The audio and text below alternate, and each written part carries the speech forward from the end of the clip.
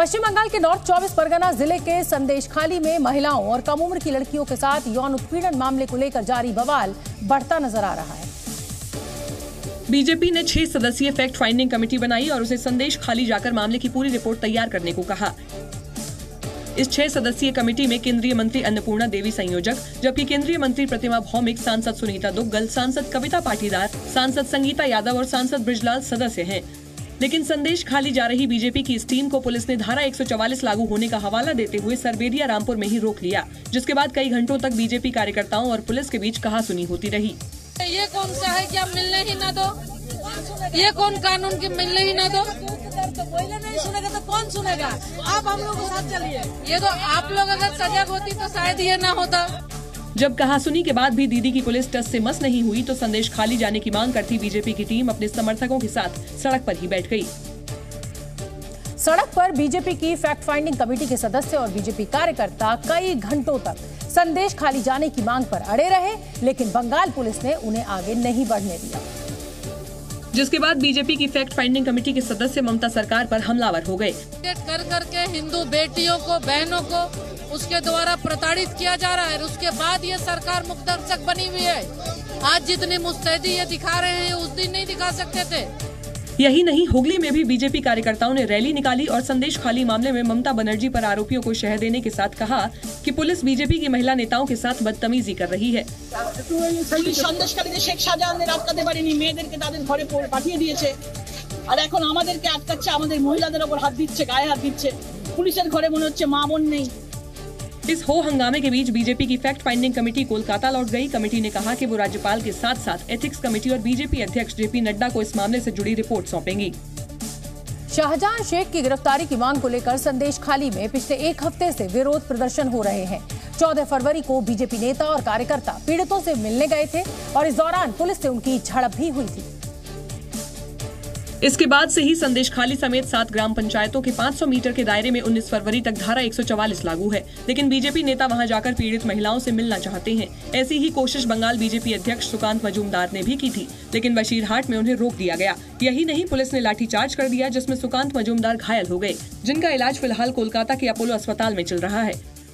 लिहाजा आज बीजेपी राष्ट्रीय कार्यकारिणी के सदस्य और जाने माने एक्टर मिथुन चक्रवर्ती भी सुकांत मजूमदार से मिलने कोलकाता पहुंचे। उन्होंने सुकांत मजूमदार से उनका हालचाल जाना। दरअसल 1 महीना पहले ईडी ने राशन घोटाला मामले में टीएमसी नेता शाहजहां शेख के ठिकानों पर छापा मारा था। इस दौरान ईडी टीम पर हमला भी हुआ था। तब से शाहजहां शेख फरार है और उसके फरार होने के बाद सामने आई संदेशखाली की महिलाओं ने शाहजहां शेख और उसके साथियों पर यौन उत्पीड़न, हिंसा और जमीन हड़पने के आरोप लगाए हैं। संदेशखाली की महिलाओं का आरोप है कि शाहजहां शेख के लोग गांव में घर घर जाकर सर्वे करते थे और घर में कोई सुंदर महिला या लड़की दिखती थी तो वो उसे पार्टी ऑफिस ले जाते थे। आरोप है कि शेख और उसके साथी महिला या लड़की को कई रातों तक टीएमसी के पार्टी दफ्तर में रखते थे। ये भी आरोप है कि टीएमसी के पार्टी दफ्तर में महिलाओं और लड़कियों का रेप किया जाता था।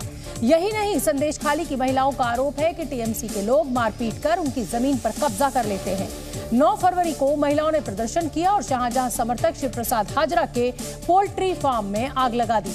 आरोप ये भी है कि पोल्ट्री फार्म गांव वालों की जमीन पर जबरन कब्जा कर बनाया गया है। 13 फरवरी को इस मामले में कलकत्ता हाईकोर्ट ने स्वतः संज्ञान लिया और राज्य सरकार को 1 हफ्ते के भीतर रिपोर्ट पेश करने के निर्देश दिए। वहीं राष्ट्रीय महिला आयोग ने अपनी फैक्ट फाइंडिंग रिपोर्ट में दावा किया कि टीएमसी के नेता और पुलिस अधिकारी महिलाओं का उत्पीड़न करते थे। राष्ट्रीय अनुसूचित जाति आयोग ने भी राष्ट्रपति द्रौपदी मुर्मू को संदेशखाली मामले पर रिपोर्ट सौंपी है। वहीं सुप्रीम कोर्ट भी संदेशखाली मामले पर सुनवाई के लिए तैयार हो गया है। हालांकि सुनवाई की तारीख अभी नहीं बताई गई है। संदेशखाली मामले पर पश्चिम बंगाल की मुख्यमंत्री ममता बनर्जी चौतरफा घिरती हुई दिखाई दे रही हैं। बीजेपी के साथ साथ कांग्रेस भी ममता बनर्जी से जवाब मांगने लगी है।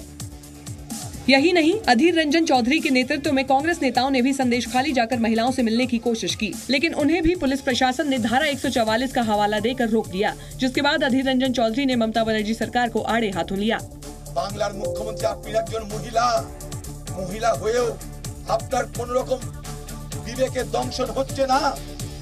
মামাটি মানুষের নেত্রী হয়েও আপনার একবার বিবেকের দংশন হচ্ছে না যে যাই একবার দেখে আসি যে সন্দেশকালীন মা বোনেরা কেন কাঁদছে।